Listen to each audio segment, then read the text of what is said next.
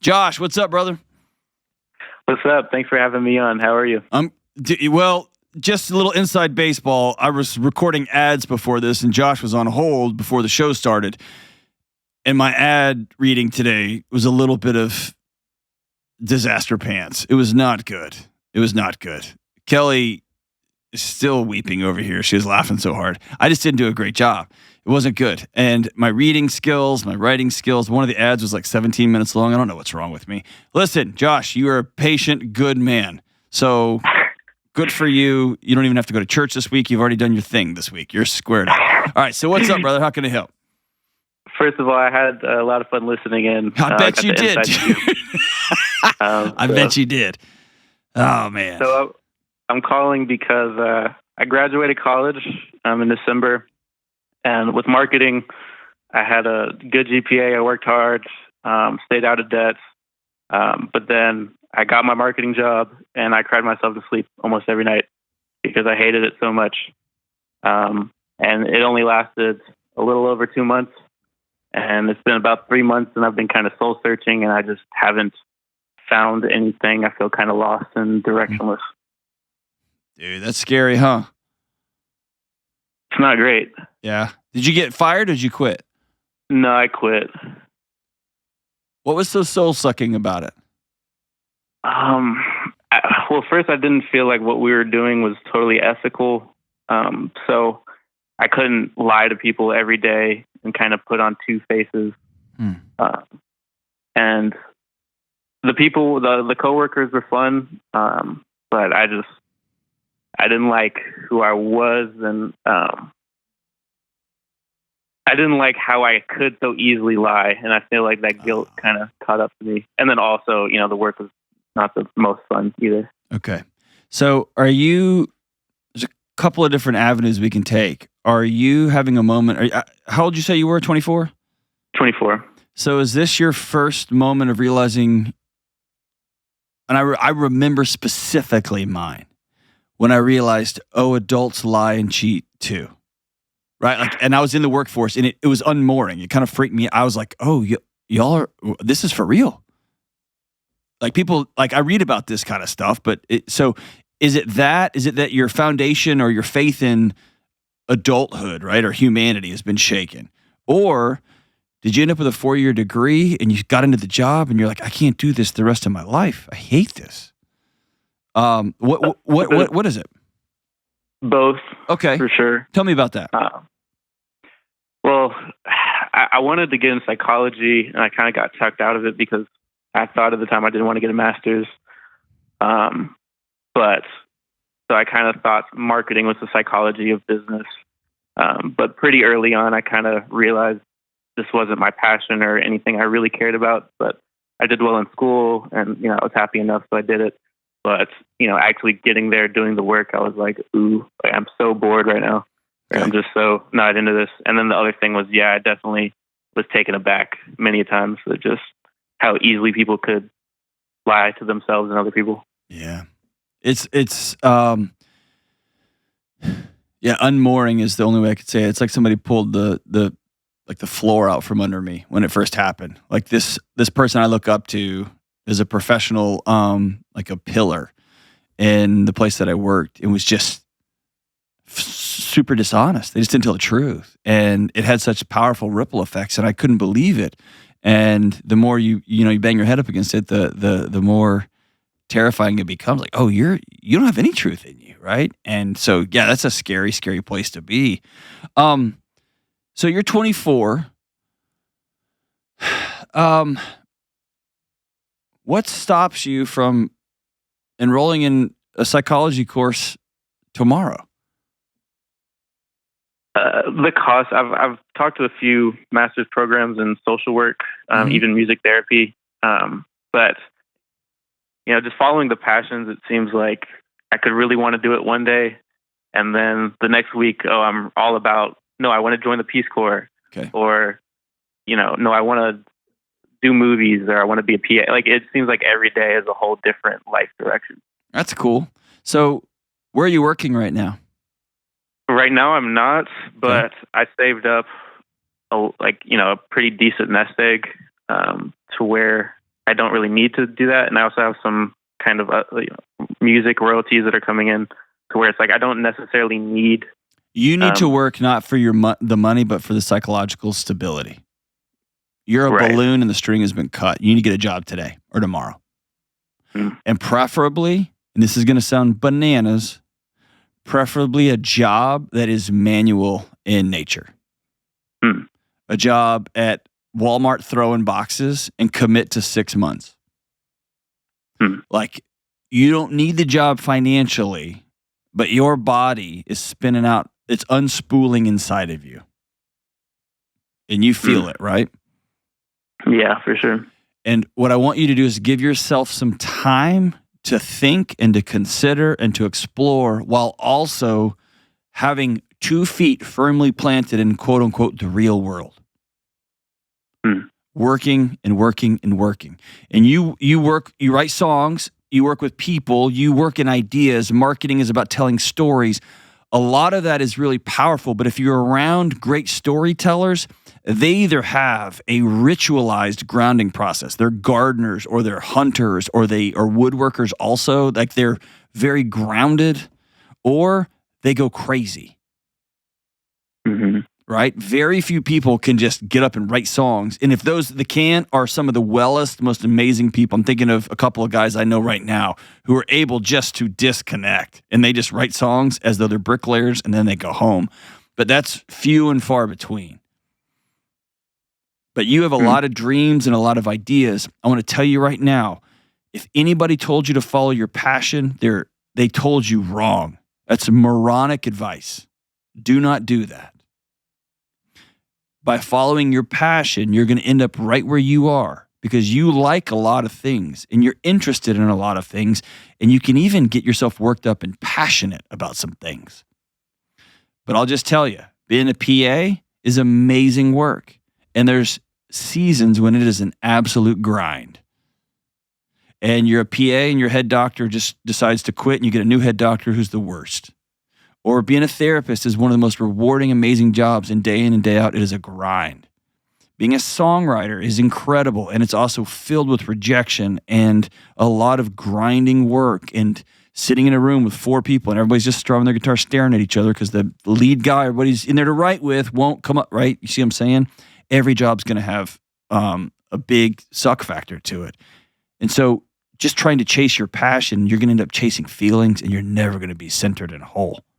You're just going to move from thing to thing to thing to thing to thing. I think it's the great curse of your generation. Y'all were all told to follow your passion. It's terrible advice. I want you to follow what makes sense right now. And you sound like you're a pretty smart guy. Is that right? It's all relative. No, don't do that. Are you a smart guy? I can't answer that without feeling arrogant. Okay, well, feel arrogant for a second. Are you a smart guy?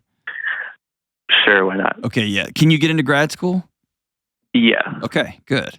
So don't go to graduate school unless you're sure why you want to go to graduate school. But I do think you need to get up and get to work, get to doing something. And it might be the things that you mentioned are all people adjacent. So I'm going to take back my suggestion to go throw boxes. I suggest you get a job at a behavioral health center. Or get a job at a children's home. Or get a job. A children's home would be amazing, actually, because you get to see it all there. Or an adoption intake. But I guarantee you can find that kind of work in Atlanta, and it doesn't pay super well at all. But you will get in and get a feel for, here's what this is. Here's the late nights, the early mornings, I poured everything into this family, and they just got up and walked out. Like all of, and then the successes, the kid that gets to the family and gets into school. But if you want to go into mental health or social work or PA work, get a job working around people where you got to get up and be on the move and going, and you're not just living in the world of stories. Does that make sense? Yeah, for sure. I tend to stew in my own thoughts. So there you go. I definitely think going out and doing it is so obvious, but it's something I just haven't done. Okay, what's keeping you from just getting up and doing that today? What are you nervous about? Because you're apprehensive about something. What is it? That's a great question. I actually did the last couple of days when I actually made the call to be on your show. It kind of got me journaling and thinking, and I have been making calls to nonprofits. But the fear is that I just choose the wrong thing, and then I'm stuck, just similar to what I did with marketing, that I spend 4 years doing something, and, I end up there, and then I don't like it, and now I'm on to the next thing. All right, can I run you through my world real quick? Sure. Hang on to your hat. Here it is. I go to college to be a writer, to be a journalism major. I quickly changed, I think, to be a minister, and that lasted about 4 days. And then I moved over to a business major. And then I ran through the business major, and then this was dumb, and I went back to trying to be an English something or other. And then I went and saw Good Will Hunting. And I saw Robin Williams' character, and I was like, I want to be that. I want to be the guy behind the guy who's a college professor who helps people. And so then I went back to change my major to psychology. And they were like, good God, man, you've changed your major so many times. You've got so many credits. We can get you a liberal arts degree with an emphasis in psychology. So my degree actually says humanities on it. And it's / psychology. Okay. And then I went to grad school. Then I went to become a high school teacher. And I did that for a few years, and I loved it. And I love my athletes. I love my students. I loved it. And then I left. And then I got a job at a university. And then I loved that. And then I had to race and get a master's degree. So I got a master's degree in higher education administration. And then I kept going. I got a PhD in higher education administration. I did that for, almost 20 years. And while I was doing that, I did everything from work with people who were hurting, to student conduct, to investigations, to sexual assault stuff, to showing up in rape crisis, to learning how to do death notifications and run budgets. And then I was running housing, and then I was running intramural sport. You kept going and going and going. And medical clinics and security departments. And the whole time I was just learning, never wasting anything. And then my students started shifting, and they started having more and more mental health crisis. And then I went bananas. And then I was not showing up for my wife and showing up for my kid and then my other kid. And so then I got another doctorate in counseling. And while I was doing that, I was working at a law school, and I learned how these young men and women think and how they approach problems, and it was life-altering. And now I'm a YouTuber, for God's sakes, Josh. Okay, so listen, I didn't get this job until I was 40. You just started. You just started. My first job in higher ed was at 26, maybe 25. Very young. You haven't started yet. Nothing you've done is going to be wasted unless you throw it away. The time you put in learning how to tell stories, learning how to be concise, learning how to put marketing copy together, all of that will help you in every step you take. And when you have to sit down with a young person at a local adoption clinic, because that's where you're working, and you have to tell them the story of what's going to happen next, you'll be able to communicate that a little bit better than somebody who just went straight through. All of those things will be gifts if you use them. See what I'm saying? The skills I learned to tell somebody that their child had died, I also used to tell somebody that, hey, I have to let you go because we have to do budget cuts. And I also use that skill to sit down and tell my wife, hey, I'm not being the husband that I want to be. All that is the same skill. You apply it differently. You're just getting started. The question I want you to wrestle with is, why are you so hard on Josh? Who's being so hard on Josh? Where's this voice coming from? That's another great question. I've always had pretty high standards for myself. But those came from somewhere. Who gave them to you? Probably my dad, but I think it was well-intentioned. And also I think I did a lot of things out of maybe spite of others, because, I used to have, IEPs, attention deficit disorders, and people didn't think I'd be able to kind of do things until maybe high school, but I was kind of labeled as the dumb kid. Okay. You just heard me cut ads on this show. You, more than anybody, got a ringside seat to what ADHD looks like in the working world, right? Right? It was chaos, and it was madhouse, and it was all over the place. And we have a great team of editors who are going to make it sound amazing. And you'll have a team. But I want you to begin to believe in Josh. And here's the thing I want you to keep in mind. Do the next right thing. Keep your high standards. but also don't destroy yourself when you don't reach them every single time, because you're not going to. It's failure. You're going to fail. You're going to stumble. You're going to fall. That's the path. The choice is, are you going to get back up? And you're going to say, this isn't for me. And so I look at you going into 2 weeks or 2 months of your new job and seeing, whoa, this is highly unethical. I don't like this. All right, cool. Now I know I'm a person of character. I'll walk out the front door rather than take money and become part of a machine that cheats people. Good on you. You've learned something powerful. You've also struggled with ADHD, and you've had IEPs, and you've had ARD meetings your whole life, and you made it. You graduated college. Nobody thought that was coming, did they? No. No. And you did it. And now you're going to go to grad school. And you know who else saw that coming? Nobody. Not even me. Not even you. But listen, if your whole life is about proving other people wrong, dude, that's a jet fuel that burns real hot, but it burns out real fast. It's not sustainable. Don't go on to the next thing because you'll show them. That's a lame way to live your life. Go on to the next thing because Josh has something to offer the world. Right. And take your marketing skills and move on to be a mental health practitioner. And be a mental health practitioner that actually knows how to run a business, actually knows how to tell their story so they can get great clients. Or go on to the next thing and continue to write songs and act if you want to, cut commercials if you want to, and show up every day and work really hard for the people that you've signed up to work for.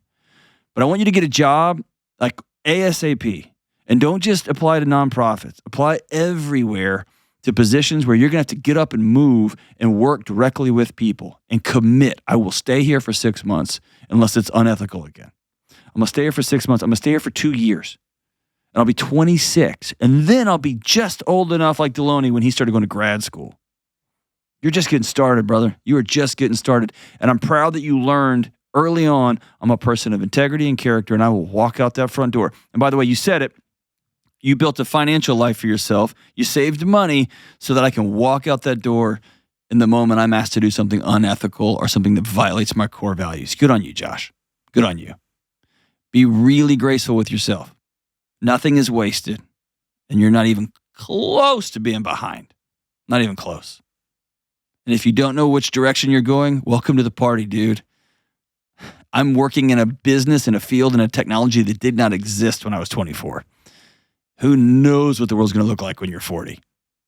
Just do the next right, amazing thing. You got this, Josh. Thanks for the call-in.